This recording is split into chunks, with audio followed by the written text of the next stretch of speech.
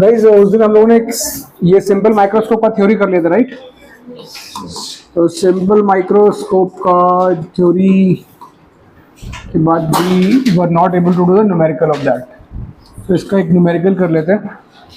Formula आपको याद होना चाहिए मैग्निफिकेशन का, this is d upon fe, this is for relaxed eye। Relax I का मतलब होता है कि फाइनल इमेज जो बन रही है वो इन्फिनिटी में बन रही है, या फिर इसको बोलते हैं final image is at infinity. इसको नॉर्मल एडजस्टमेंट भी बोलते हैं।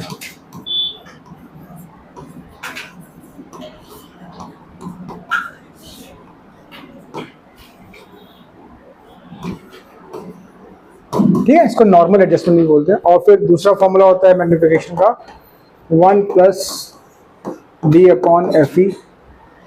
fe is the focal length of the lens, this is for strained eye।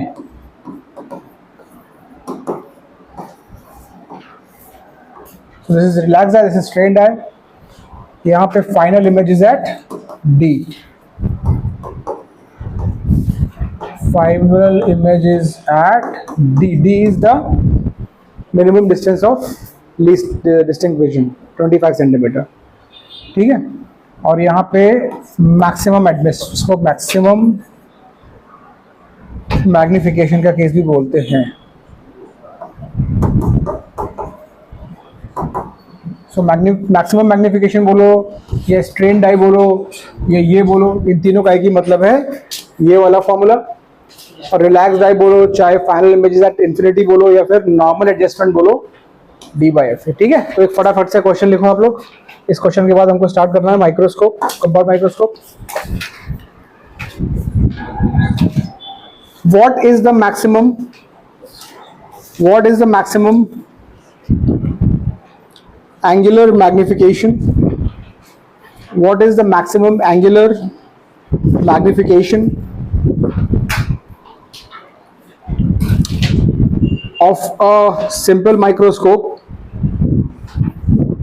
What a maximum angular magnification of a simple microscope? You can write as S.C, simple microscope, SM, simple microscope. Of focal length 10 centimeter. Focal length is given as 10 centimeter. Fe is 10 centimeter. What is the angular magnification of this lens when eye is relaxed?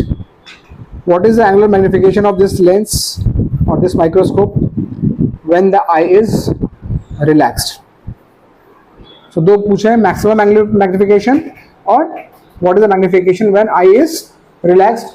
बहुत simple है, इससे simple कुछ हो नहीं सकता भाई। सो जब maximum की बात कर रहे हैं, देखो मैक्सिमम का फॉर्मूला क्या था? मैक्सिमम मैग्निफिकेशन में ये वाला फॉर्मूला 1 + d/fe, और ये उसका है रिलैक्स आई का।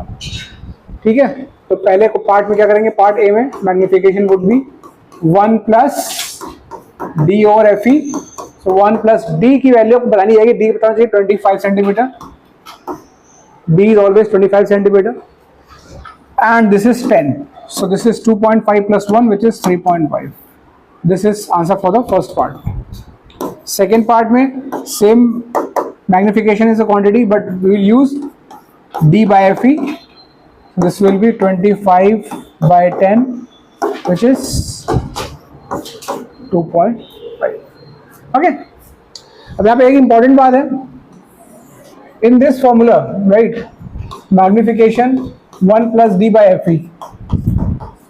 so practically speaking,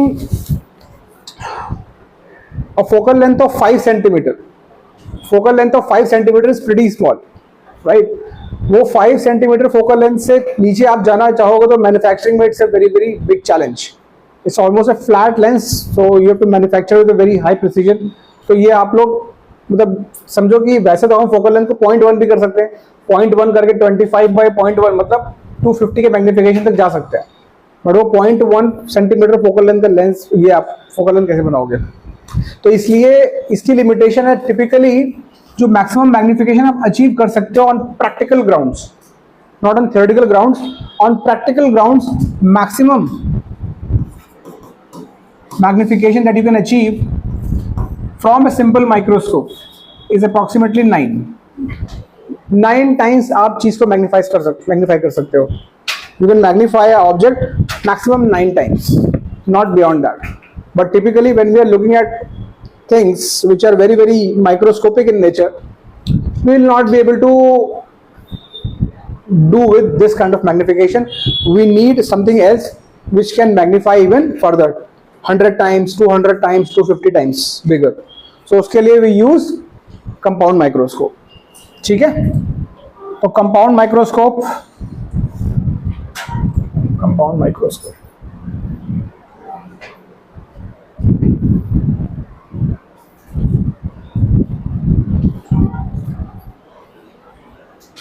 this is typically a compound microscope का setup।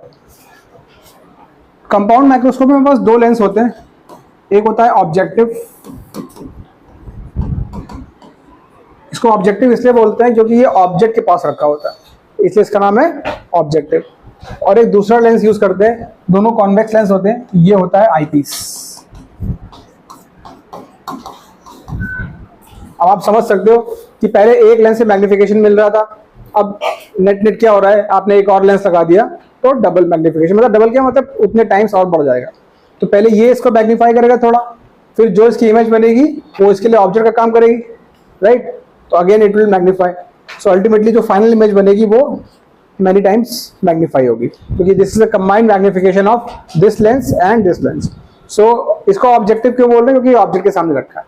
इसको eyepiece because when you view things your eye is adjacent to this lens, so you are looking through the image through this lens, इसलिए इसको नाम बोल दिया है eyepiece। Remember one thing, both are convex lens, both are convex lens। ये भी convex है, ये रे डायग्राम काफी इंपॉर्टेंट है, ठीक है। दिस इज ऑल्सो convex, ठीक। नाउ ऑब्जेक्टिव जो लेंस होता है, ये भी एक बहुत इंपॉर्टेंट फैक्ट है। Objective lens, dear, this has small aperture and relatively smaller focal length. मतलब इसके कंपैरिजन में, आईपीस के कंपैरिजन में इसकी फोकल लेंथ छोटी होती है, तो smaller focal length। Eyepiece on the other hand, eyepiece on the other hand has a bigger aperture, मतलब इसका रिसीविंग एरिया जो है लेंस का, इट्स बिगर अपर्चर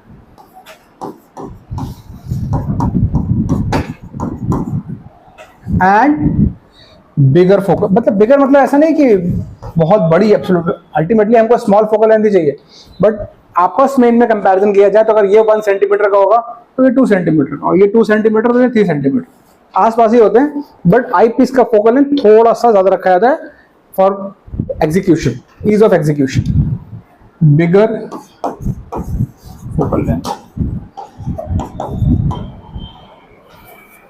ठीक है। अब इसका प्रोसेस जरा समझ लेते हैं और फिर मैग्निफिकेशन का फॉर्मूले का डेरिवेशन है अपने पास है। बहुत ही सिंपल प्रोसेस है guys. If you have learn रे diagrams of convex lenses in your grade 10, उसी की तरीके से बनाया है हमने। एक कॉन्वेक्स लेंस है, इसके सामने हमने ऑब्जेक्ट रख दिया, ए बी, छोटा ऑब्जेक्ट है, बहुत बनाने के लिए बड़ा बनाया है, इतना बड़ा तो हम नेकेड आई से देख सकते हैं, लेकिन होगा क्या, टिपिकली बहुत स्मॉल होगा, बहुत छोटा। अब इसको मैग्नीफाई करने की कोशिश कर रहे हैं, तो पहले क्या होगा, यहाँ से एक रे चलेगी, पैरेलल फोकल से पास होगी, ये इसका एफ वाला पॉइंट होगा, इसको बोल सकते हैं एफ ओ, मतलब ऑब्जेक्टिव का प्रिंसिपल फोकस। ठीक है, और दूसरी रे हम ले लेंगे ऑप्टिकल सेंटर से। ऑप्टिकल सेंटर से हमको मालूम है जो भी रे निकलती है वो अनडिविएटेड निकलती है, तो ये स्ट्रेट निकल जाएगी, राइट। तो ये दोनों रेज यहाँ पे एक्चुअली कट कर रहे हैं, तो यहाँ ए बी का एक हमारे पास रियल इमेज बन जाएगा, A dash B dash. Now this will act like a object for the next eyepiece lens. तो आईपीस कुछ इस तरीके से इनके लेंस को एडजस्ट करते हैं। ये दोनों लेंस एक ट्यूब में होते हैं, ट्यूब के दो एंड पर, ट्यूब की लेंथ को आप एडजस्ट कर सकते हो। तो कुछ इस तरीके से एडजस्टमेंट करते हैं हम लोग कि ये जो ए डैश बी डैश है ये इसके ऑप्टिकल सेंटर और प्रिंसिपल फोकस के बीच में आ जाए। तो उससे क्या होता है, वर्चुअली मैग्नीफाई हो गई एक इमेज बनती है, वर्चुअली मैग्नीफाई हो गई इमेज बनती है A dash B dash. Again वैसे ही एक ray parallel passing through principal focus, ये आप बोल सकते हो this is F of E, focal principal focus of eyepiece, and this is, इसको भी ऐसे बोल सकते हो आप optical centre of this is optical centre of objective. ठीक, so final image is inverted, final image is inverted. इसके लिए ये इरेक्ट इमेज है, पर अगर हम फाइनल मतलब इनिशियल ऑब्जेक्ट से कंपेयर करें तो इनिशियल और फाइनल जो है इन्वर्टेड है। ठीक है, तो वो तो आपको दिक्कत नहीं है। बेसिकली अभी एक्चुअल क्या होता है कि दो तीन और लेंस होते हैं, अपने रियल माइक्रोस्कोप होते हैं उसमें एक दो और लेंस लगाए होते हैं, तो ये फिर फाइनली हम इसको एक इन्वर्टर लगा के जो फाइनल इमेज है उसको इन्वर्ट कर लेते हैं, सीधा कर ले देखने के लिए। ठीक है, anyways what is important for us is to derive the formula for this device, इसका मैग्निफिकेशन का फॉर्मूला, राइट। तो पहले समझ लो कुछ चीजें, मैं डिफरेंट कलर से आपको दिखा रहा हूँ, ये दिमाग में रहना चाहिए अपने। देखो इसको हम बोलते हैं,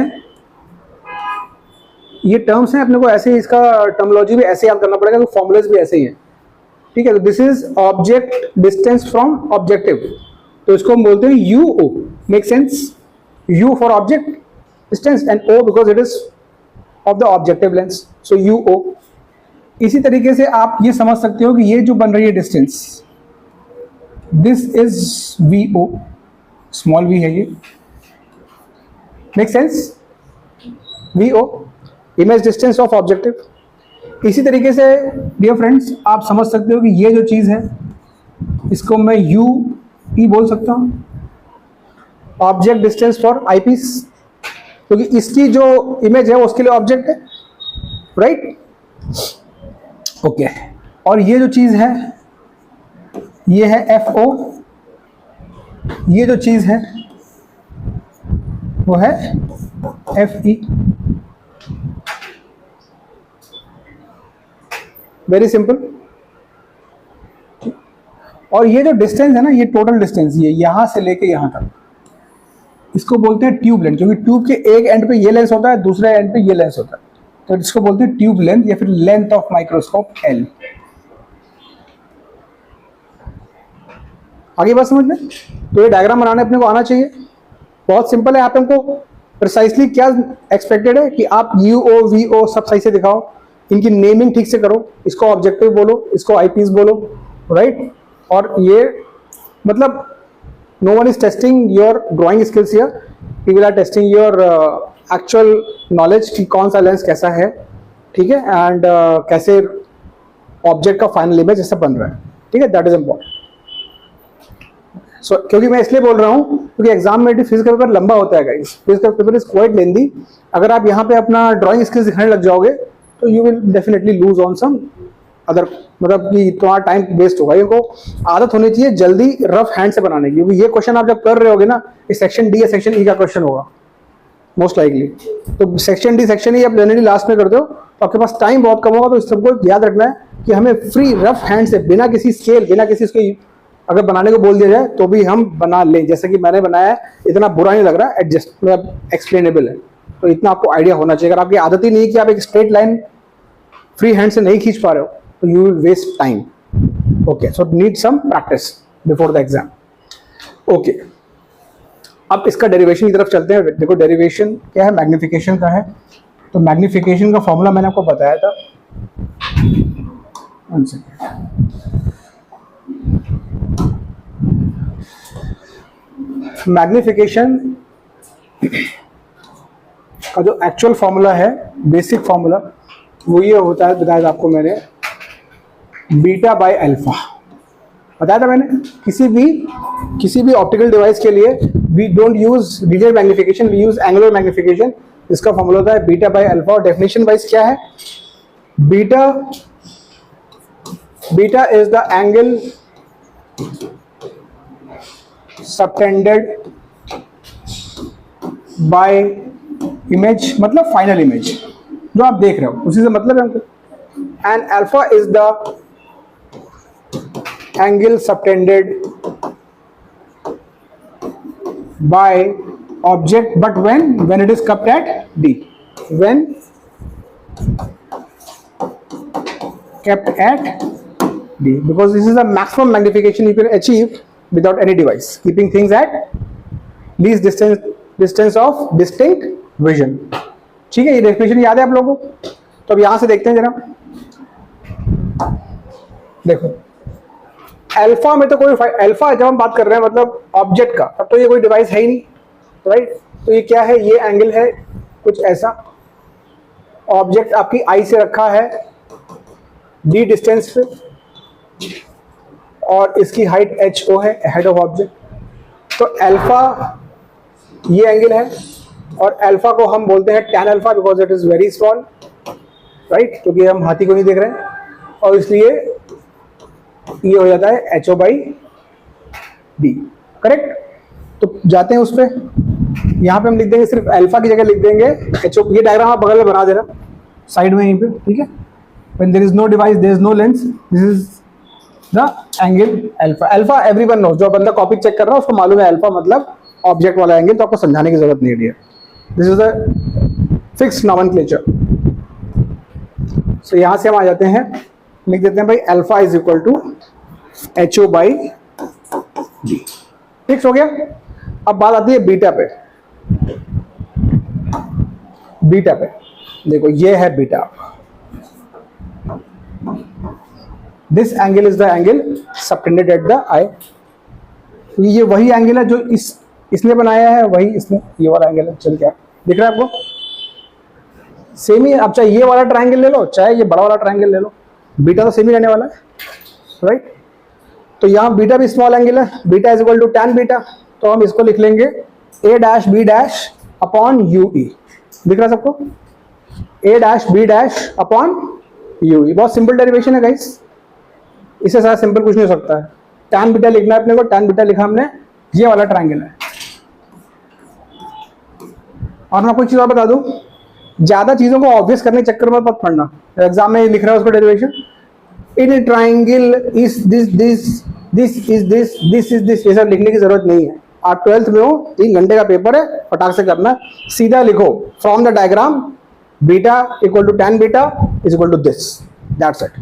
you are not wasting your time, because this is 1 और मैक्सिमम 2 मार्क डेरिवेशन। अगर 2 मार्क का भी डेरिवेशन आया तो उसमें वो रे डायग्राम के भी मार्क्स हैं और वो आगे प्रोसेसिंग के मार्क्स हैं, तो आपके वो ट्रायंगल लिखने के कोई मार्क्स नहीं है।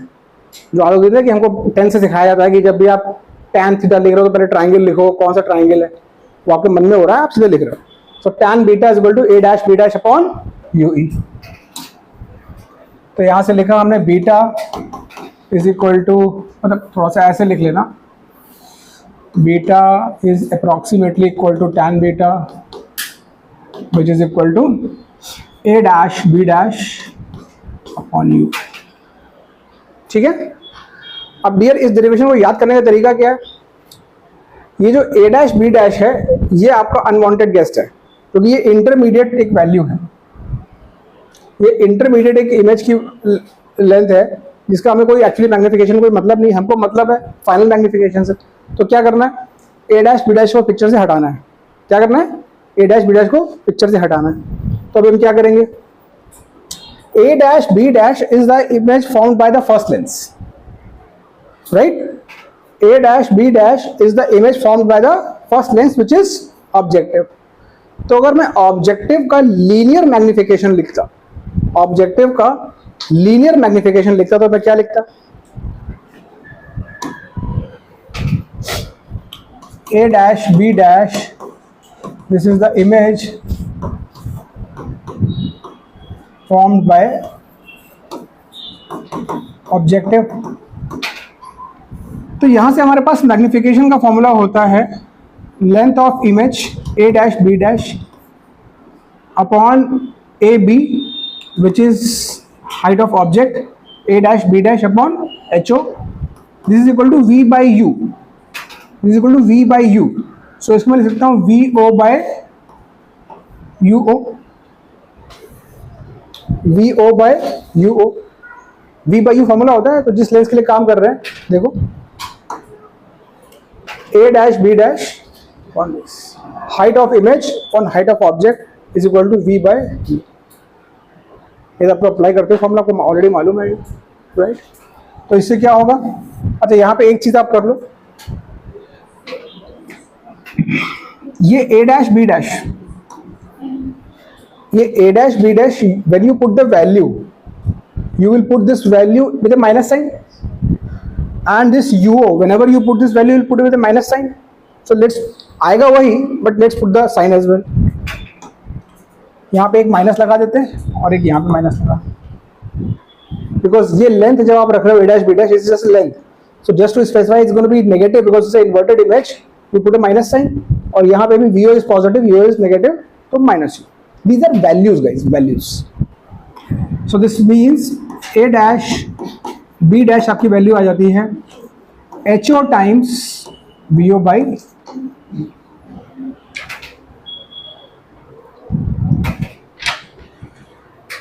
ठीक है। अब कुछ नहीं है, ये a डैश b डैश अपने को निकालना था, अनवांटेड गेस तो हटा देते हैं इसको। तो यहाँ से बीटा क्या आ जाएगा, यहाँ से बीटा आ जाएगा ho vo बाई uo, ये तो हो गया mister a dash b dash, और नीचे क्या था ue। तो यहाँ पे यार डियर एक ue और आ जाए, बड़े प्यार से आ गया है, कोई दिक्कत नहीं है इसमें डेरिवेशन में।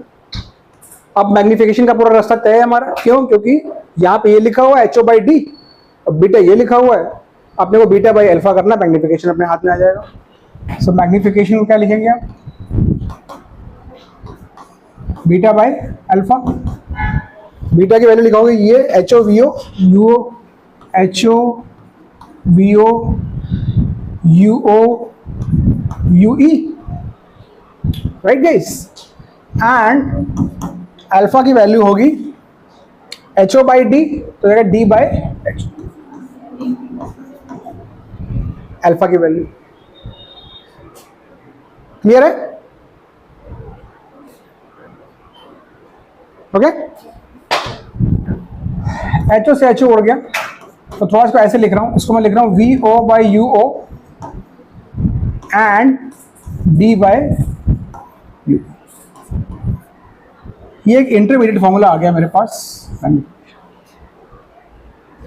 अभी भी ये फाइनल नहीं है, बट ये थोड़ा सा अभी यूई को भी हमको, क्योंकि ये डिपेंड कर रहा है यूई पे, which is the distance of this image from. अब ये किसको पता होगा, एक माइक्रोस्कोप के लिए ये कौन बताएगा आपको कि अंदर जो एक इंटरमीडिएट इमेज बन रही है वो कितने डिस्टेंस पे। सो दिस इज अनवांटेड, तो हमको यूई को निकालना है पिक्चर से, ठीक है। अब एक बात समझो कि ये फॉर्मूला, इससे हम आगे जाएंगे, दो स्पेशल केस बनाएंगे यूई निकालने के लिए, बट ये फॉर्मूला अगर कभी कॉम्पिटिटिव एग्जाम्स में आपको आया क्वेश्चन, वो दोनों स्पेशल केस के अलावा कोई केस है, तो आपको याद रखना है डियर कि ये फॉर्मूला भी आपके पास पॉकेट में है, क्योंकि वो स्पेशल केस 99.9% केसेस में वो दो स्पेशल केस ही आपको न्यूमेरिकल में आएंगे। बट अगर वो ना आए, कुछ बीच का पूछ लिया उन्होंने, तो ये याद रखना vo by uo d by u भी हमारा फॉर्मूला होता है, ठीक है। हालांकि ये डेरिवेशन का एंड नहीं है। सो नाउ यहां से हम स्टार्ट करेंगे magnification vo by uo d by ue, ठीक है। Special case 1, this is called relaxed eye, मतलब final image is at infinity.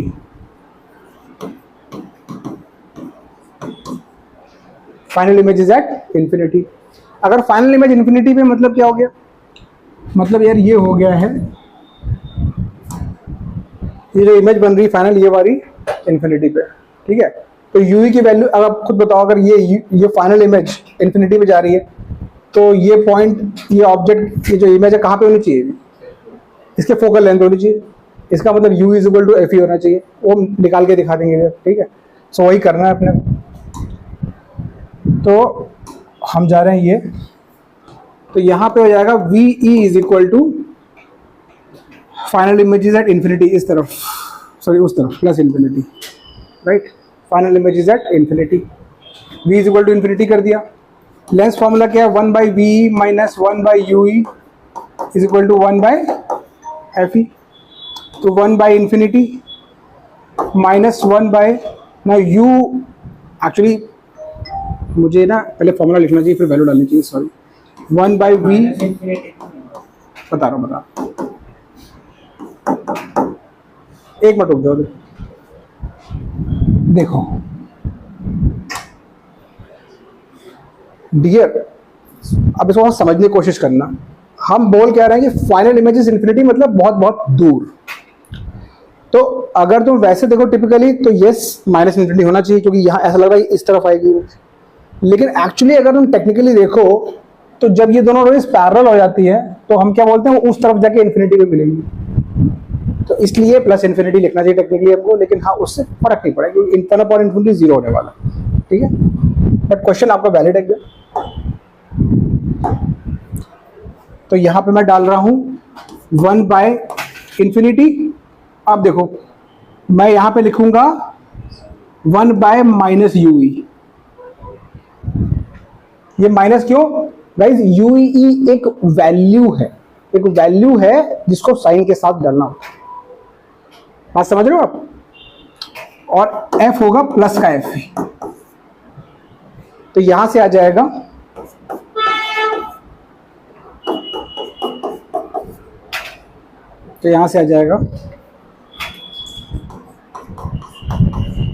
u is equal to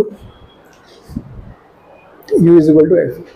तो आपका जो मैग्निफिकेशन फॉर्मूला था, मैग्निफिकेशन फॉर्मूला बन जाएगा V O by U O D by V O by U O D by V O क्या है? Objective से जो इमेज बन रही है। यू ओ क्या है? ऑब्जेक्टिव से जो ऑब्जेक्ट की डिस्टेंस है। D is the least distance of distinct vision which is 25 and F E is the focal length of the eyepiece. ठीक, अंडरस्टैंड वन थिंग कि किसी किसी बुक्स में यहाँ पे एक माइनस साइन वो लेके आते हैं, किस लिए? वो ये बोलते हैं कि भाई फाइनल इमेज जो है हमारी इन्वर्टेड है, इसलिए मैग्निफिकेशन में माइनस साइन आए। माई सजेशन इज कि जब आप कंपाउंड माइक्रोस्कोप, सिंपल माइक्रोस्कोप या टेलीस्कोप के मैग्निफिकेशन पे काम कर रहे हैं तो no one is really bothered about image सीधी है उल्टी। People are literally bothered about how much is the magnification. Do not get into the complication of science when you are dealing with microscopes and telescope. Just focus on the values, just put the values here and get the magnification. But you should just know that I know the setup and the final image is inverted with respect to the first one. ठीक है, ये ऐसी advice है जो आपको काम आएगी बाद में अगर आप कभी कंफ्यूज हो गए, इसलिए कोई दिक्कत हो सकती है। ठीक, अब देखो हम दूसरा केस करेंगे, special case 2, when the object is, where the final image is at D.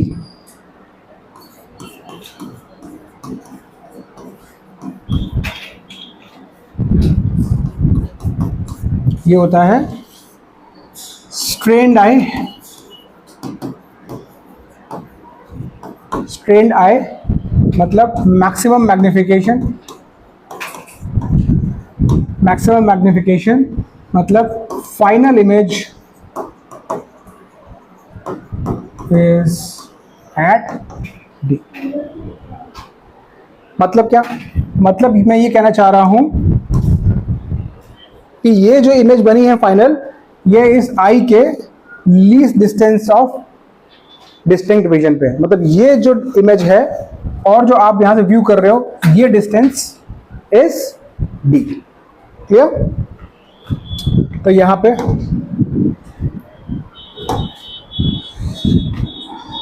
VE is equal to minus D. अब डेफिनेटली ये माइनस डी, क्योंकि हम यहाँ पे इस तरफ इमेज की बात कर रहे हैं, माइनस डी। समझ रहे हो आप?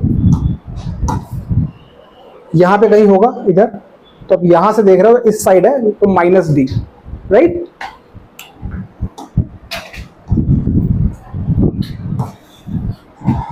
U is equal to minus U E और F is equal to plus का एफ, राइट?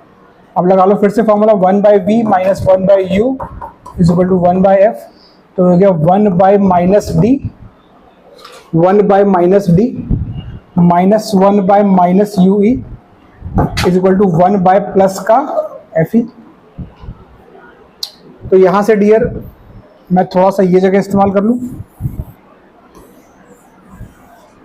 यहां से देखो 1 बाय यू ई आ जाता है, 1 by U E is equal to 1 by D plus 1 by F E. तो यहां से अगर डी से मल्टीप्लाई कर लूं मैं पूरी इक्वेशन में, तो डी बाय यू आता है 1 प्लस डी बाय एफ ई।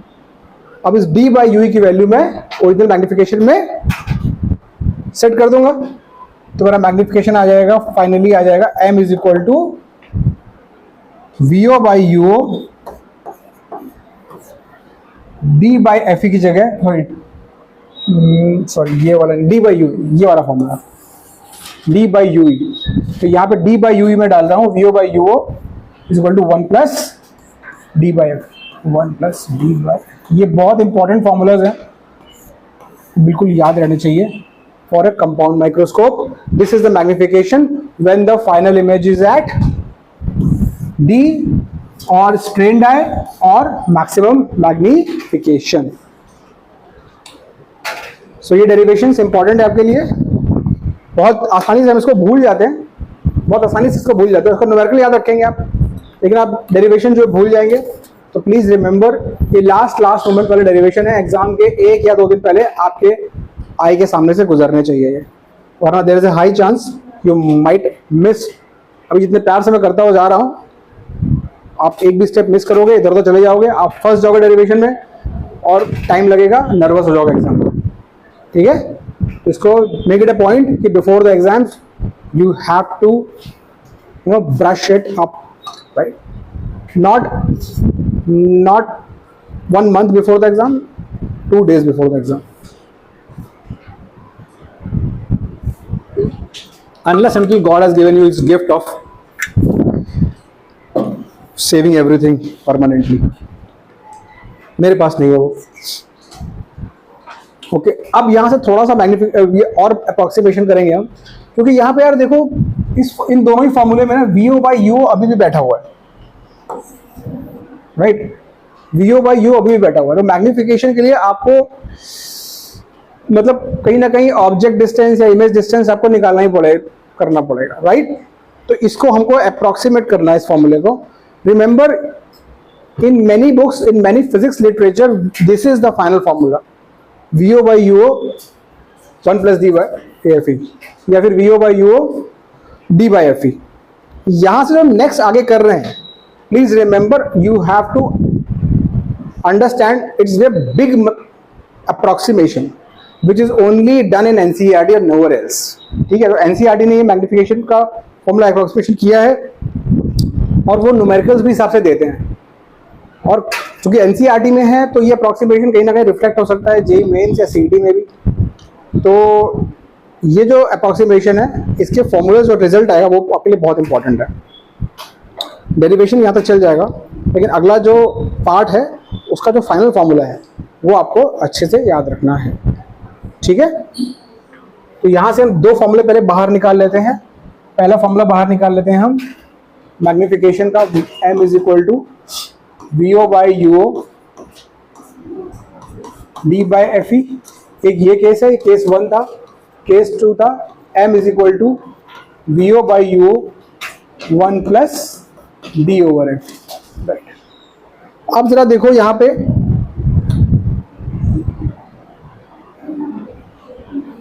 मैंने कुछ बताया था आपको स्टार्टिंग में, ये length of the tube, length of the microscope length of the microscope अगर मैं देखूं तो क्या चीज है, VO plus UE, VO plus UE, right. तो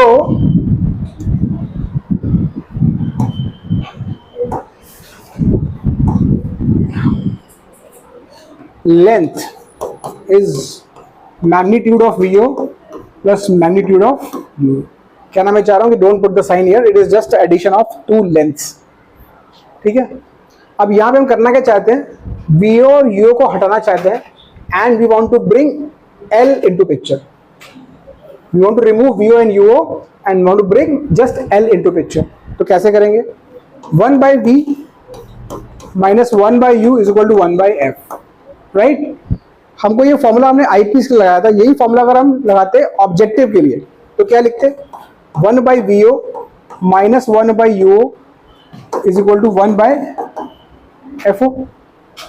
तो यहां से अगर हम पूरे इक्वेशन को VO से मल्टीप्लाई कर लें तो हो जाएगा 1 माइनस VO बाई UO, ये हो जाएगा VO बाय FO।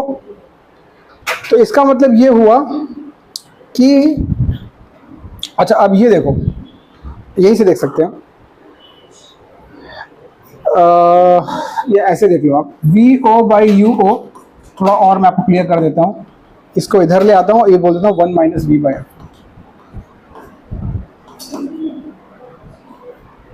ठीक है, VO by UO 1 minus V by F, okay. अब ये हम बोल रहे हैं यहाँ पर कि जो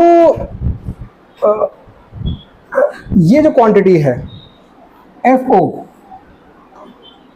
जो क्वांटिटी है, this is focal length of what, focal length of objective. और जब हम माइक्रोस्कोप बनाते हैं डियर, तो समझो बात को, प्रैक्टिकली स्पीकिंग जब माइक्रोस्कोप बनाते हो तो ये फोकल लेंथ आप बहुत छोटी रखते हो, क्योंकि आपको हाई पावर का लेंस चाहिए। आप जो भी मैग्निफिकेशन अचीव करना चाह रहे हो आपको ज़्यादा करना है, तो अगर पावर ज़्यादा चाहिए तो फोकल लेंथ आपको कम रखना पड़ेगा। तो ये फोकल लेंथ होंगे, ये भी बहुत छोटी फोकल लेंथ होगी, राइट। तो ये जो नंबर है, ठीक है, ये जो नंबर है ये 1 से बहुत बड़ा होने वाला है, मतलब क्योंकि ये नंबर फोकस करो, मतलब VO मान लो आ रहा है कुछ आपका 36 सेंटीमीटर, 36, और फोकल लेंथ है आपकी लेट्स से 1 सेंटीमीटर, राइट। तो प्रैक्टिकल ग्राउंड्स पे ये कितना हुआ, 1 माइनस 36, मतलब कितना आया 35, which is actually equal to 36 only, approximately 36 35 में क्या डिफरेंस है। तो हम यहाँ से ये करते हैं अप्रॉक्सीमेशन, वो ये कर रहे हैं कि इस 1 माइनस V बाई FO को हम V बाई FO ले लेते हैं। कैसे लिखेंगे, since FO is very very less, so quantity VO by FO is much greater than 1। एक ऐसी फ्रैक्शन जिसका डिनोमिनेटर बहुत छोटा है तो 1 से बहुत बड़ा नंबर आएगा, तो इसका मतलब इस 1 माइनस करके क्या फायदा, बिकॉज अल्टीमेटली ये नंबर 1 से बहुत बड़ा है, कुछ फर्क नहीं पड़ेगा। इसका मतलब आप ये बोल सकते हो कि VO by UO is equal to minus VO by FO। ये माइनस साइन क्यों आया, oh sorry, I should have guys, I made a mistake, I should have put यहाँ पे माइनस UO, ये वैल्यूज डाल रहा हूँ ना मैं, सॉरी, एक यहाँ मिस्टेक हुआ मुझसे, UO की जगह माइनस UO होना चाहिए, because UO is also a value, so this will become plus, right. So this will be, हाँ, ये माइनस साइन आपका फाइनली नहीं आएगा, तो ये आप इधर ले जाओगे, यस, हाँ ठीक है, इसमें यहाँ पे माइनस 1 हो जाएगा, सॉरी, ठीक है। तो अब ये अप्रॉक्सीमेशन करने के बाद, क्योंकि ये नंबर 1 से बहुत बड़ा है, तो 1 को मैंने इग्नोर कर दिया, ये आ गया। अब इस फॉर्मूला में मैं क्या कर सकता हूँ, इन दोनों ही फॉर्मूलेज में VO बाई UO की जगह मैं क्या लिख सकता हूँ, VO बाई FO। तो इसका मतलब ये हुआ कि magnification is now VO by FO into 1 plus, अगर मैं इसकी बात करूं, D बाय FE। अब यहां पे एक और अप्रोक्सीमेशन जो कि बड़ा अप्रोक्सीमेशन है, हम ये बोलते हैं यार कि ये जो लेंथ है, ये लेंथ ऑफ माइक्रोस्कोप है, ये हम बोल रहे हैं magnitude of VO plus magnitude of UE, right. अब UE for a case when the final image is at infinity, उस केस में तो UE और FE बराबर ही होंगे, और फोकल लेंथ तो दोनों की ही स्मॉल है, चाहे वो ऑब्जेक्टिव की हो चाहे आईपीस की हो, दोनों ही फोकल लेंथ वेरी स्मॉल है। तो इसलिए हम ये बोलते हैं कि मान लो लेंथ L है और ये हम लिख रहे हैं VO प्लस UE, तो हम लेंथ को भी अप्रोक्सीमेटली VO के बराबर लेंगे, which is a big approximation. You are not going to do this unless until the problem demands you. I'll show you with the variety of numericals we do कि कभी हम ये approximation करेंगे, कभी नहीं करेंगे, लेकिन हमको ये approximation आना चाहिए क्योंकि NCERT में है और इस तरह के numericals आएंगे। तो वो क्या करेंगे, लेंथ को VO मान देंगे, ठीक है। तो मैं वहां पे लिख रहा हूं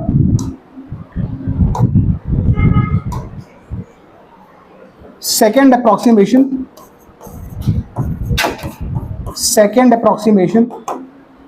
length is approximately equal to VO because why, FE is very very small, ठीक है। तो अब आपका फॉर्मूला फाइनल जो निकल के आएगा in terms of length would be magnification is equal to VO की जगह आ गया देखो L, VO की जगह आ गया L, ठीक है। तो ये हो गया L by FO, L by FO 1 plus D by FE। This my dear friend, this is for maximum adjustment, sorry maximum magnification, this is for maximum magnification, और यही for a normal adjustment L by FO into D by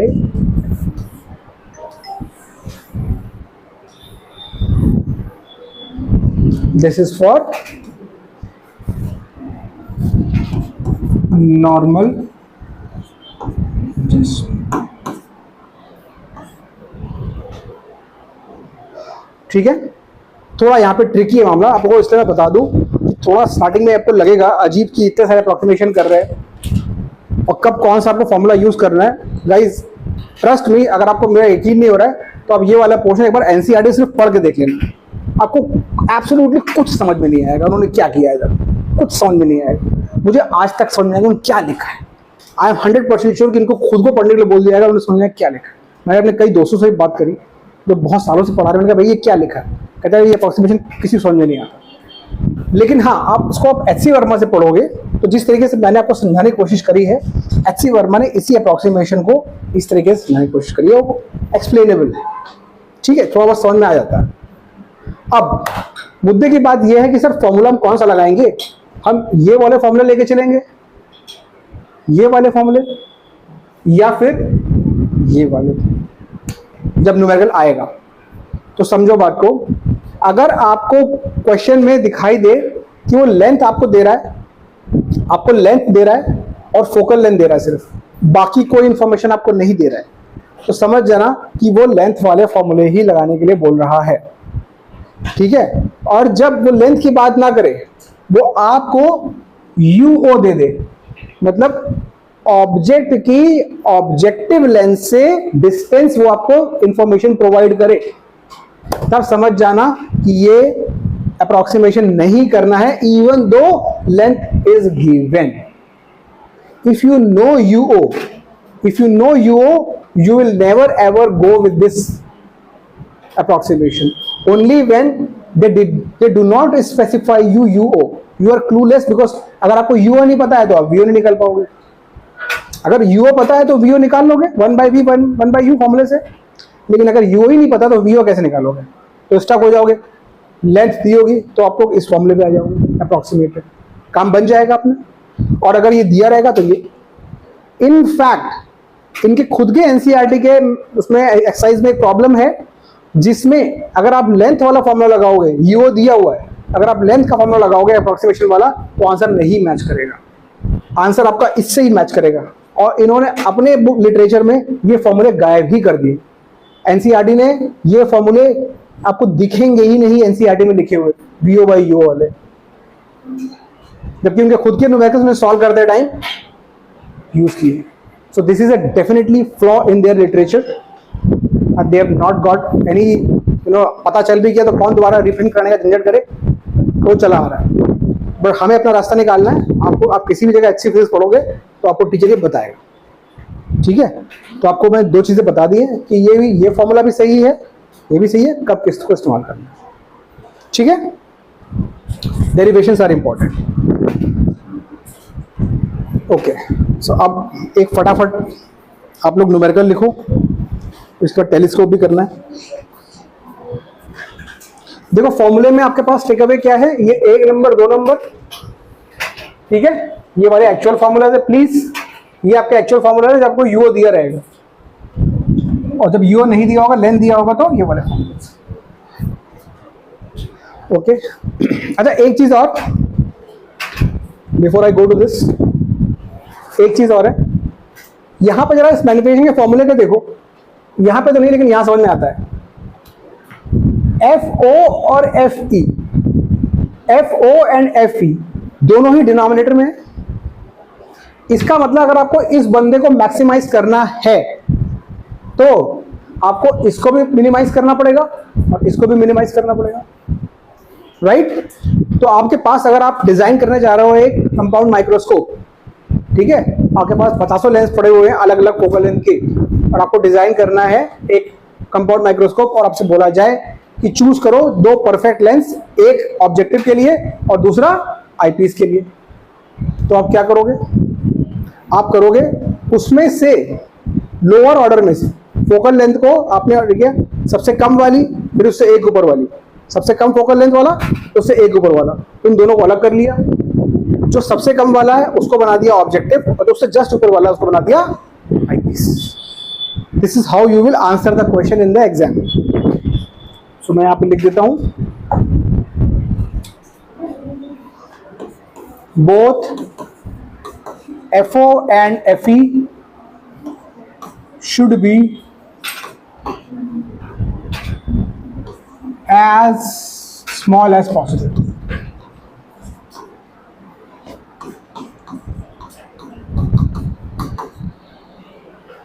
But FE should be slightly greater than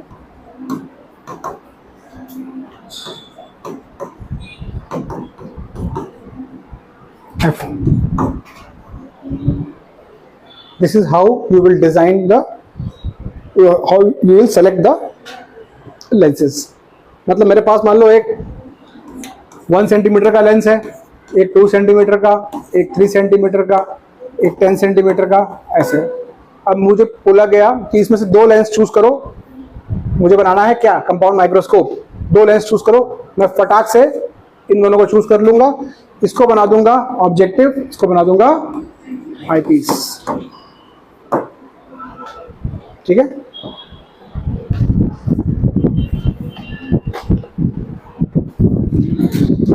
A compound microscope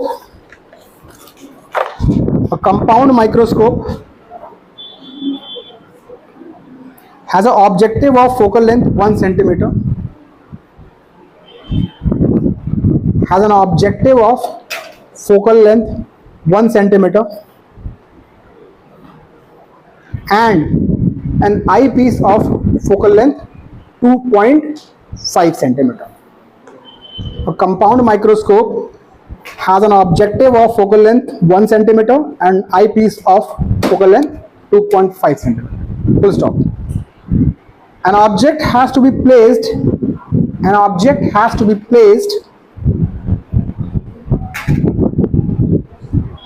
at a distance of 1.2 centimeter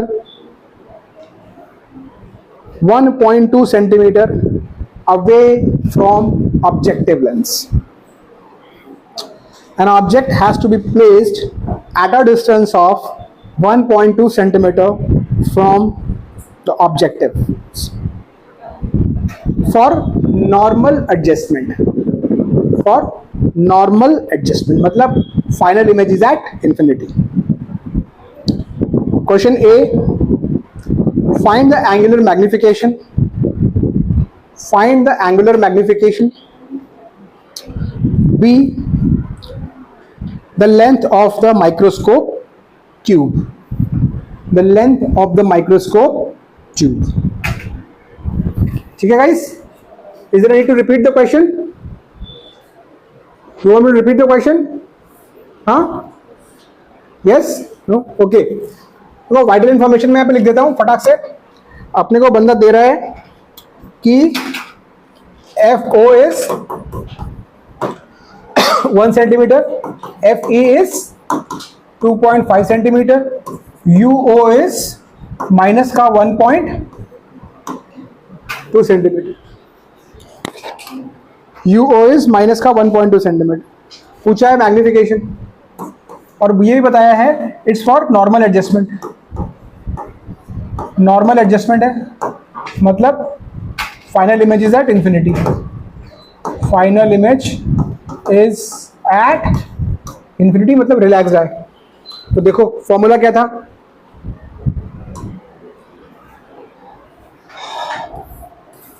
ये तो उसके लिए है, strained आई के लिए है.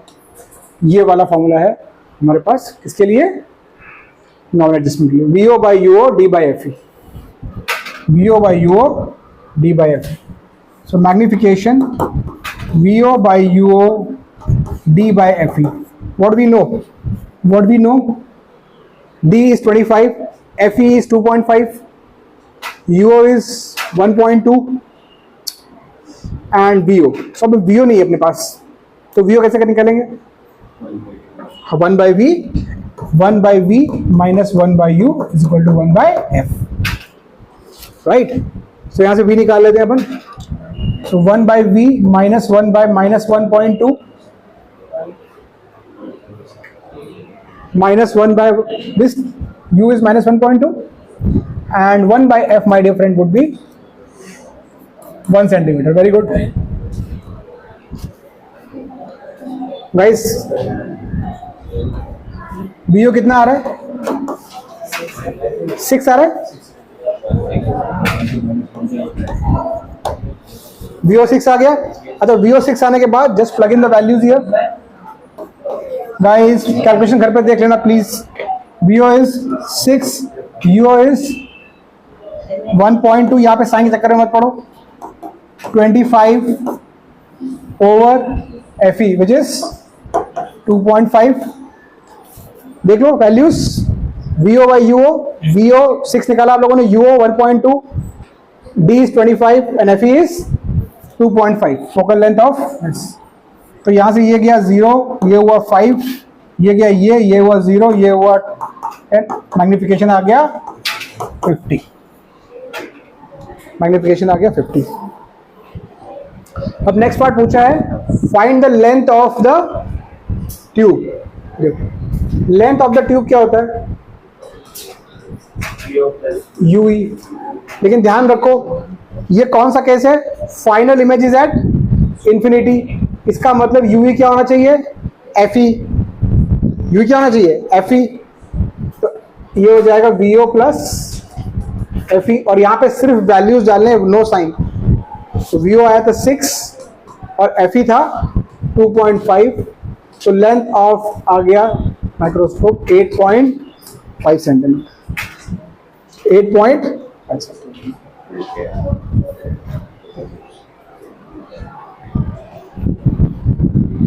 किसी के पास अभी वाली बुक है PYQ वाली CBSE बोर्ड की? I just give you a flavour of a question जिसमें कि ये फॉर्मूला आप नहीं अप्लाई कर पाओगे. Thank you. तो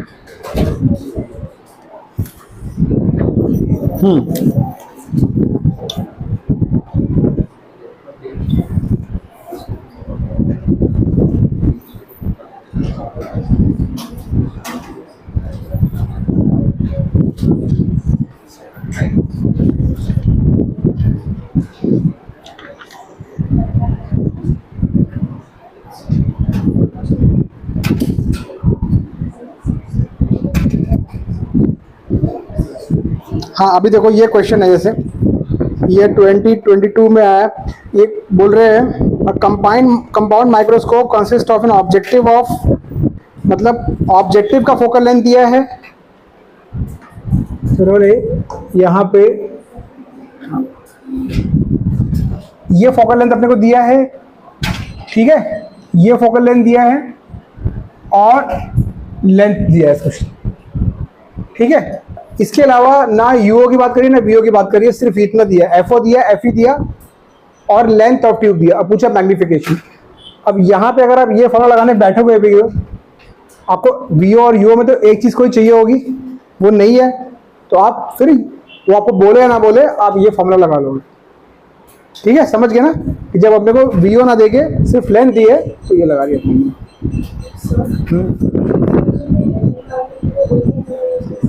नहीं, बिल्कुल नहीं, बिल्कुल नहीं, ये अप्रॉक्सीमेटेड फॉर्मूला है।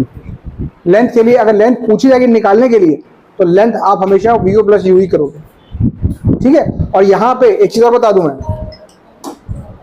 यहाँ पे मैंने यूई को एफ ई ले लिया, राइट, क्योंकि final image was at infinity. अगर ऐसा नहीं होता तो मुझे यूई निकालना पड़ता 1/v 1/u से, मुझे निकालना पड़ता और फिर मुझे यहाँ पे डालना पड़ता। Understand that?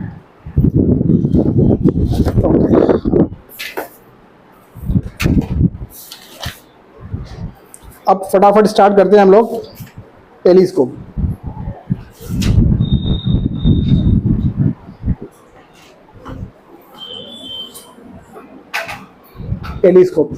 टेलीस्कोप हम यूज करते हैं किस लिए?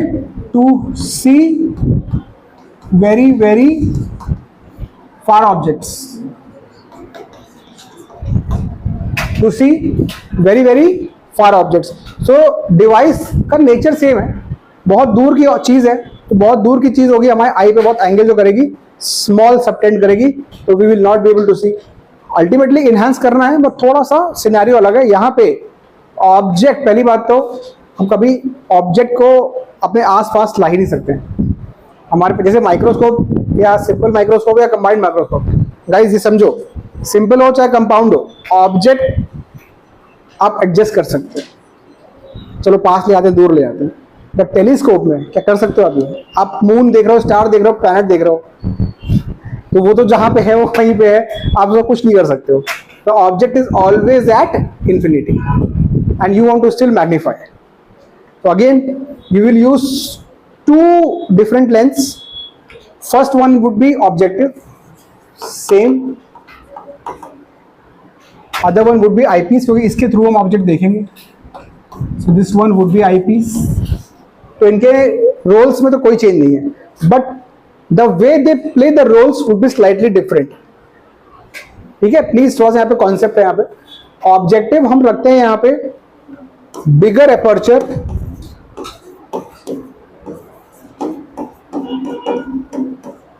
And bigger focal length.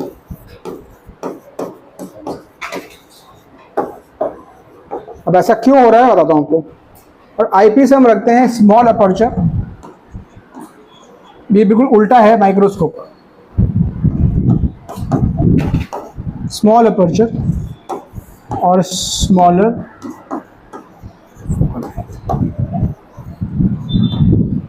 पहले तो ये याद रखो बिल्कुल, ठीक। अब बिगर अपर्चर क्यों चाहिए? आपने कभी टेलीस्कोप देखा? तो टेलीस्कोप में आप देखा होगा जो दो एंड पे, एक साइड पे बड़ा सा रहता है और दूसरी साइड पे छोटा लेंस रहता है, और जितना अच्छा, जितना महंगा टेलीस्कोप होगा उसका वो वाला लेंस उतना ज्यादा बड़ा होगा, राइट। क्यों, ऐसा क्यों होता है? ये वाला लेंस जिसके थ्रू आप देख रहे हो, तो उसका दूसरा लेंस जब जहां देख रहे हो वो छोटा सा होता है, और उसके साइड में दूसरा लेंस जो होता है वो बड़ा सा होता है, बिगर एपर्चर, वो दूसरा वाला जो लेंस है वो है ऑब्जेक्टिव, और जिसके थ्रू आप देख रहे हो वो है आईपीस। इस बंदे का काम क्या है डियर? इस बंदे का काम क्या है? जो एक बहुत दूर ऑब्जेक्ट है, मान लो कोई प्लैनेट है, बहुत बहुत दूर है यार, किसी भी दूर ऑब्जेक्ट को देखने में बड़ा चैलेंज क्या है? उसका साइज नहीं है। किसी भी दूर के ऑब्जेक्ट को देखने का बिगर चैलेंज है कि यार इनफ इंटेंसिटी की लाइट हमारी आइज तक पहुंचे तो सही। पहले इमेज तो बन जाएगी, लेकिन पहले उस ऑब्जेक्ट से लाइट चल के हमारी आइज तक पहुंच पाए before it dies down in intensity, that we want to do. So ये जो ऑब्जेक्टिव लेंस है, इसका काम हो जाता है कि भाई जितना लाइट रेस तुम कैप्चर कर सकते हो उस फार ऑब्जेक्ट से, capture as many light rays as possible from the far object, so that you collect them and give it to some other guy to enhance it। आ रही बात समझ में? कि तुम एक काम करो यार, तुम बटोर लाओ, जितनी लाइट मिल रही है तुम ले आओ, बाकी मैग्नीफाई मैं करवा लूंगा। So this is the role. So objective का रोल है to collect as many light rays as possible and form some kind of image and then eyepiece can enhance it.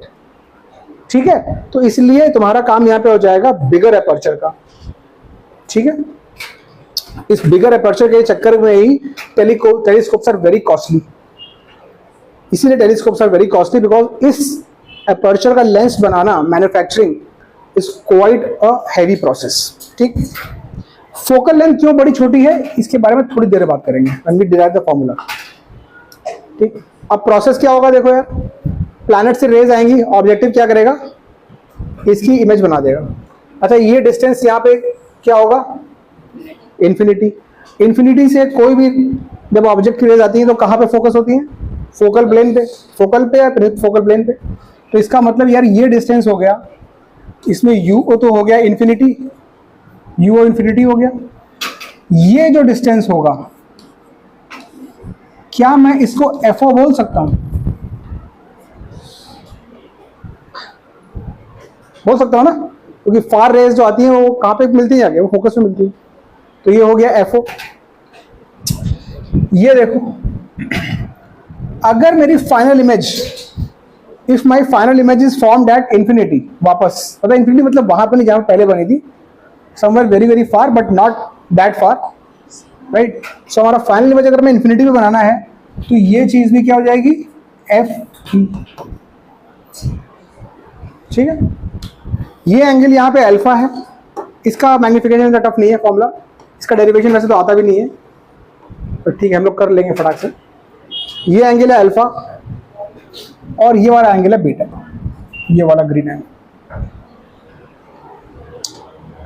This is the angle subtended by the object which is very very far at the eye, and this is the angle subtended by the final image.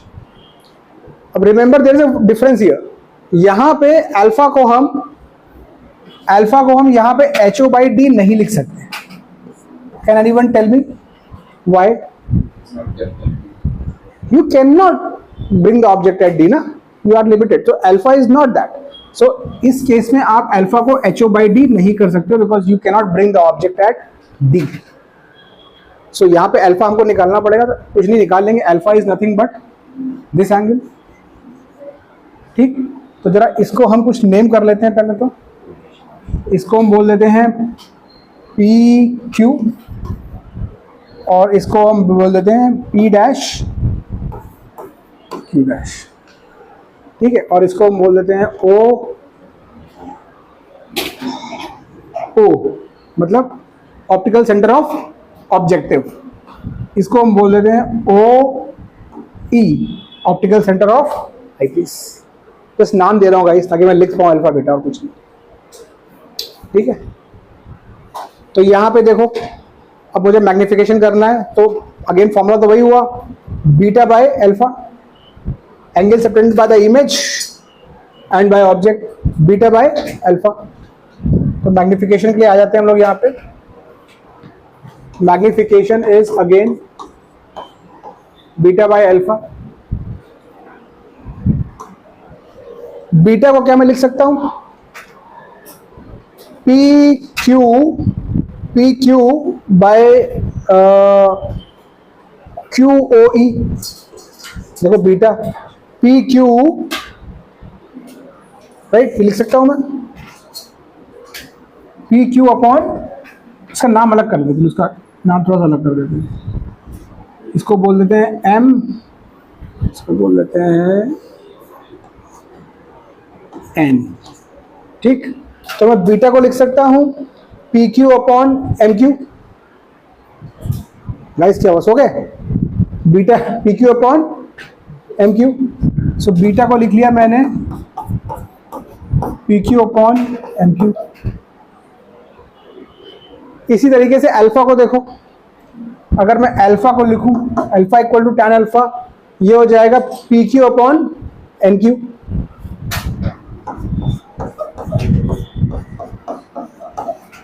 P Q upon N Q.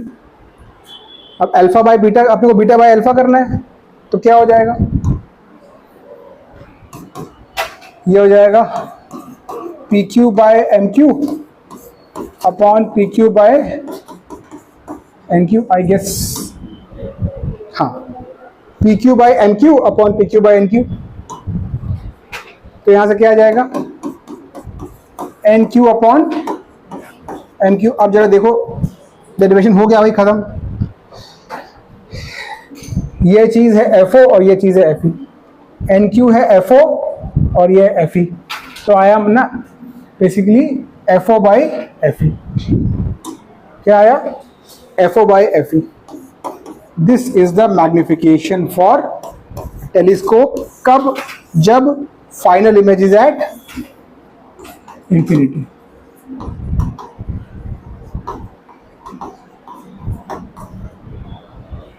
Final image is at infinity.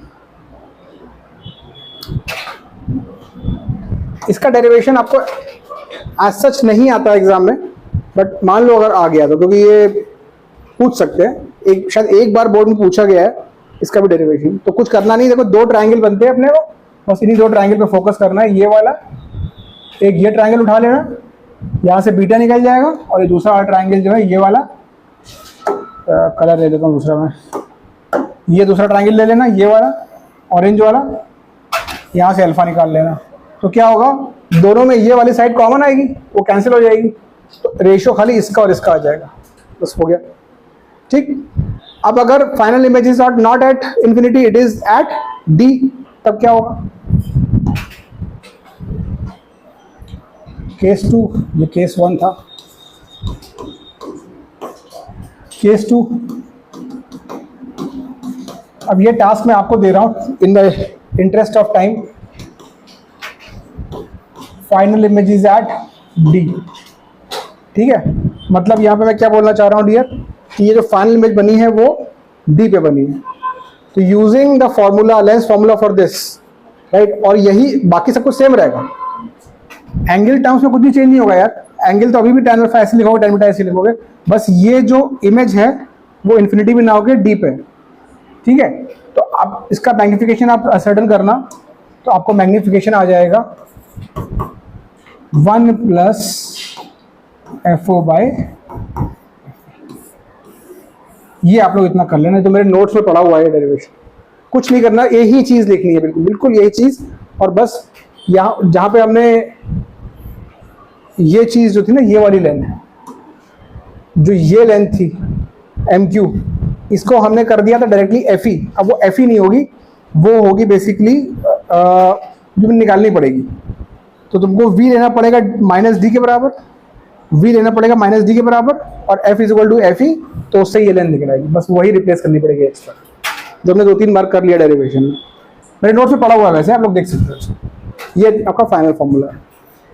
अब ये किस case में formula है, when final image is at D, मतलब क्या होता है, strain आई।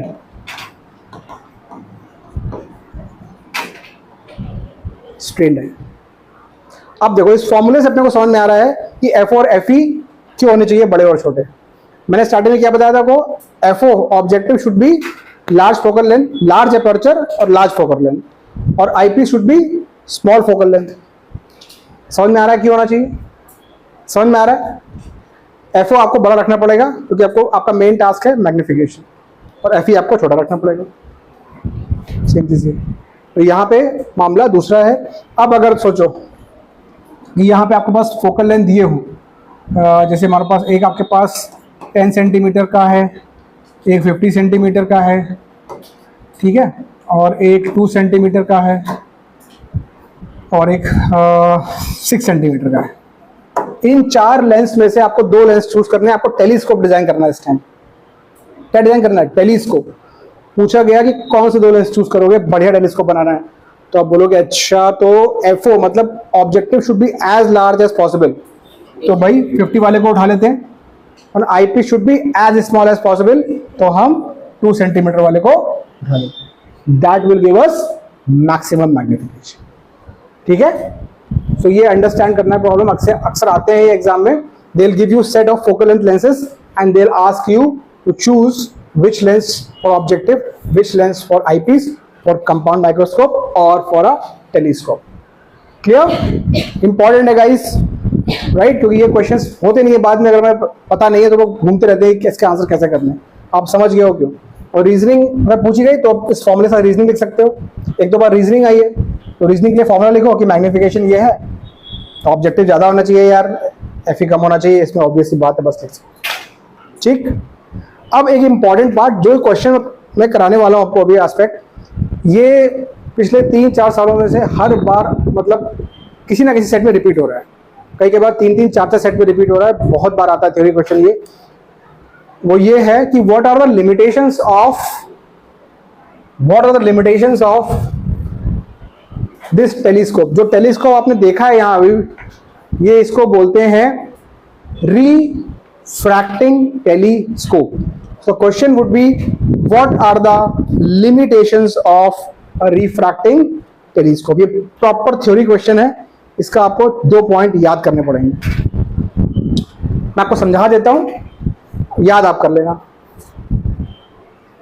Question आएगा, what are the 2 biggest limitations of a refracting telescope? देखो, पहला लिमिटेशन इसका यार ये है कि ये जो हाथी जैसा लेंस है ना, इतना बड़ा, इसकी वजह से टेलीस्कोप की पूरी पोर्टेबिलिटी खत्म हो जाती है। मतलब टेलीस्कोप को पोर्ट करना मतलब आपको उसको मतलब जितने का टेलीस्कोप नहीं है, मान लो आपका ट्रांसफर हो गया, जॉब ट्रांसफर हो गया, कहीं लेके जाना, आप चले गए, तो आया तो आप उसको सेकेंड हैंड में बेच दो या उसको उसकी समाधि बना दो, क्योंकि ले जाने में तो वो डबल पैसे ले लेगा।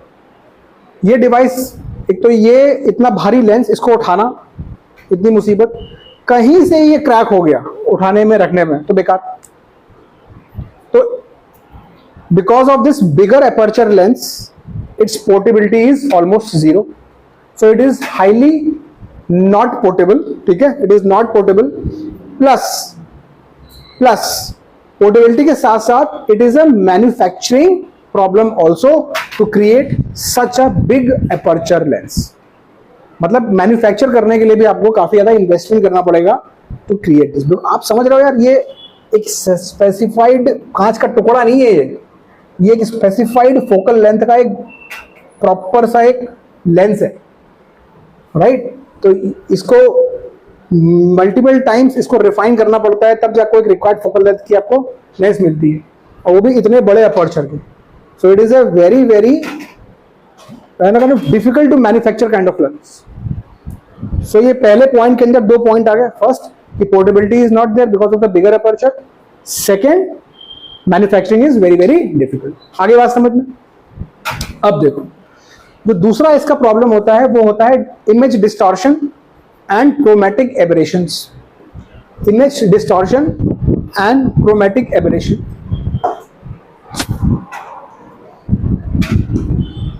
ये मेरे नोट्स में सब प्रॉपर लिखा हुआ है एकदम, ठीक है, जो ऑलरेडी पढ़े हुए हैं इसके अंदर। क्रोमैटिक एबरेशन,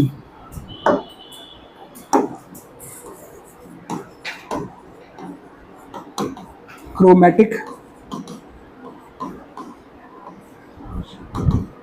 एबरेशन, एबरेशन का मतलब होता है एरर, और क्रोमैटिक मतलब होता है कलर्स की एरर। मतलब क्या होता है यार, एक्चुअली होता क्या है लाइफ में कि हम जब लेंस बनाते हैं और इसमें ऐसी पैरेलल रेज आती हैं तो हम बड़े प्यार से बोल देते हैं कि सारी रेज जो है वो प्रिंसिपल फोकस पे आके फोकस हो गई। मान लेते हैं, पढ़ाई भी कर लेते हैं, सब कुछ थ्योरी भी लिख देते हैं पूरी, बट द प्रॉब्लम रियलिटी ये क्या है कि ये अगर ये मोनोक्रोमेटिक लाइट नहीं है, ये मल्टी क्रोमेटिक लाइट है, तो रेड वाली जो होगी वो कहीं आगे फोकस करेगी, ये रेड वाली की बेंडिंग होती है कम, जो वायलेट वाली होगी वो थोड़ी पहले फोकस कर जाएगी। तो होगा क्या, अच्छा ये चीज जैसे जैसे लेंस का अपर्चर ज्यादा होगा, मतलब ये रेज प्रिंसिपल एक्सिस जितना ज्यादा दूर होगी, ये जो मतलब कलर वाइज जो डिस्प्लेसमेंट आ रहा है वो बढ़ता जाता है। तो होता क्या है कि अगर आप मून देख रहे हो which is a multichromatic object, because sun की लाइट में 7 कलर्स हैं, तो आपको एक मून ना दिख के 7 मून दिख रहे हैं अलग अलग कलर्स में। This is definitely undesirable. You want to focus on one object. तो ये जो क्रोमेटिक एबरेशन हुआ, इसको आप पूरी तरीके से अवॉइड नहीं कर सकते, बट इसको मिनिमाइज कर सकते हो अगर आप इसका अपर्चर कम से कम कर दो। अब अपर्चर कम कर दोगे तो वहां से इनफ लाइट ही नहीं आएगी, तो you are in a double whammy कि मतलब या तो मैं इसको क्रोमेटिक एबरेशन रख लूं, इमेज देख लूं, या फिर मैं इमेज की ना देखूं और क्रोमेटिक एबरेशन बिल्कुल ना रखूं। तो कहीं ना कहीं ये प्रॉब्लम है। तो क्रोमेटिक एबरेशन और इसकी वजह से अलग अलग फोकस होने की वजह से इमेज भी डिस्टॉर्ट होती है। तो क्रोमेटिक एबरेशन और वो मैन्युफैक्चरिंग का जो प्रॉब्लम, इन दोनों को ओवरकम करने के लिए we use a reflecting telescope. We use a reflecting telescope. इसका डायग्राम गाइस बहुत इंपॉर्टेंट है। ये कुछ इसका सिर्फ डायग्राम ही आपके सिलेबस में है, ठीक है। रिफ्लेक्टिंग टेलीस्कोप, रिफ्लेक्टिंग टेलीस्कोप में हम दोनों ये लिमिटेशन जो है सिर्फ समझ लो, सब थ्योरी में मेरे नोट्स में लिखा हुआ है, स्कैन कॉपी देख लेना है प्लीज। इस टेलीस्कोप में क्या खासियत है, हम सिर्फ एक ही लेंस रखते हैं, वो छोटा वाला आईपीस, और जो बड़ा वाला हाथी था उसको हटा देते हैं। क्या करते हैं हम यहाँ पे कॉन्केव मिरर यूज करते हैं इंस्टेड ऑफ ऑब्जेक्टिव लेंस। क्या यूज करते हैं, concave mirror we use instead of a objective lens. तो वो जो हाथी था उसको हटा दिया और एक छोटा सा नन्हा सा प्यारा सा मिरर लेके आ गए कॉन्केव वाला, ठीक। काम क्या था उस हाथी का, इनफ लाइट को कैप्चर करके कहीं इमेज बना दो। तो वही कॉन्वेक्स मिरर भी हमको मालूम है पैरेलल रेस को कर देता है converge, sorry concave mirror. Concave mirror हमको पता है, किसी हमने किया होगा ना एक्सपेरिमेंट, सन से कॉन्केव मिरर फोकस, वही चीज है। जो काम उस हाथी से करवा रहे थे वही काम हम मिरर से करा सकते हैं। Mirror is far more easy to manufacture, far more easy to manufacture, and it is far more portable. So we replace objective with a concave mirror. अब इसका सेटअप कैसा होता है, यहाँ पे ये अपनी ट्यूब है, यहाँ पे अपनी आई है, यहाँ से हम उस फार ऑब्जेक्ट को देखना चाहते हैं जो यहाँ पे कहीं पे होगा, प्लैनेट या मून या सन व्हाटएवर, ठीक। तो ये हमारा इस तरह सेटअप हम इधर से देख रहे हैं, इस साइड से देख रहे हैं। ये जो फार ऑब्जेक्ट से रेज आ रही हैं, इनको पहले ये कन्वर्ट कर लेता है बंदा, कॉन्केव मिरर। अब कॉन्केव मिरर के सामने कर देते हैं कॉन्वेक्स मिरर, इसको बोलते हैं सेकेंडरी मिरर, इसको बोलते हैं सेकेंडरी मिरर, ठीक है। अब ये यहां से रिफ्लेक्ट होके आई और फिर ये यहाँ पे आ गई, इस मिरर से टकरा के यहाँ, और यहाँ पे जो हमारा आई लेंस होता है और ये आई पीस इसकी फाइनल इमेज बना देते हैं। आईपीस का काम क्या है, फाइनली मैग्नीफाई करके इमेज बना दो, तो ये यहाँ पे कहीं पे इसकी वर्चुअल इमेज एक बना देगा। सो ये डायग्राम आपको एनसीईआरटी में मिल जाएगा। इस डायग्राम को भी एग्जाम के पहले ब्रशअप करना, बनाना बहुत जरूरी, क्योंकि ये मतलब कई बार तो मेरे ख्याल लगातार ही आ रहा है एग्जाम में, ठीक है। So question is a package question. Package question कैसा रहेगा कि first write the 2 limitations of a refracting telescope, तो दोनों लिखोगे आप, मैन्युफैक्चरिंग वाला problem plus chromatic aberration distortion. उसके बाद how it is addressed in a reflecting telescope. तो यू विल राइट दिस कि ऑब्जेक्टिव को हटा के we use a concave mirror of a very very suitable aperture which is easy to manufacture and which does not lead to aberrations. So एक ही तीर से दोनों problem हमारे दोनों निशाने लग जाते हैं, एब्रेशन भी गया और मैन्युफैक्चरिंग की प्रॉब्लम भी गई। ये डायग्राम बहुत इंपॉर्टेंट है, ये कभी कभी बनाने को भी कई बार इस बार भी आया है। Draw a ray diagram schematic. Guys this is not the drawing of reflecting telescope, please do not take it like ये मेरा टेलीस्कोप है। This is just a schematic representation. जैसे कि आप सर्किट में रेजिस्टेंस बनाते हो, वायर बनाते हो, बैटरी बनाते हो, वो स्कीमेटिक है, वो एक्चुअल बैटरी वैसी नहीं होती। वही चीज है, आपने सिर्फ एक स्कीमेटिक डायग्राम बनाया और यही आपका एग्जाम में बना। ठीक, सो वी आर, मैं दो न्यूमेरिकल्स मैं नहीं करा पाया हूं टेलीस्कोप के, वो फॉर्मूला सेंट्रिक है, तो ये हम लोग नेक्स्ट क्लास में भी कर सकते हैं। ऐसा कुछ नहीं कि आज ही सब कुछ करना है, बट थ्योरी हमारी रे ऑप्टिक्स की डियर आज फिनिश हो गई। अब आपका काम है, हमारे पास छुट्टियां हैं 3 दिन की, और उसके बाद हमारा रे ऑप्टिक्स का टेस्ट भी है। तो आपका काम है, क्या काम है आपका? काम ये है, PYQ में कुछ 93 क्वेश्चंस हैं। 93 क्वेश्चंस में रिपीटिशंस और थ्योरी वाले क्वेश्चंस को अगर हटा दूं तो कुछ 40 क्वेश्चंस के आसपास निकलेंगे आपके। ये 40 क्वेश्चंस आपको फिनिश करने हैं। Definitely I will check in the next week. Plus जो बैच 2 के स्टूडेंट्स हैं, राइट, बैच 1 के स्टूडेंट्स, जो बैच 1 के स्टूडेंट्स हैं वो मॉड्यूल से अबाउट 93 PYQs हैं, इसमें से कुछ मैं आपको करा चुका हूँ क्लास में, मंडे की क्लास में, और कुछ पहले भी किए थे शायद, तो ये भी आपको करने हैं। ठीक है, सो ये अपना स्कोप है होमवर्क का, PYQs and then these questions. बहुत फटाफट होंगे डियर, बहुत ही फटाफट। आप लोग इतने स्मार्ट हो मुझे मालूम है, कुछ क्वेश्चन तो आप ऐसे देख के कर लो, हो गए है ना बस।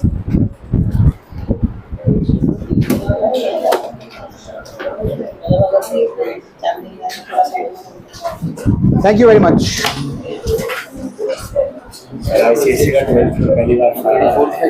ये पढ़ा हुआ है क्या? अच्छा, टेलीस्कोप नहीं, हाँ माइक्रोस्कोप पढ़ा होगा।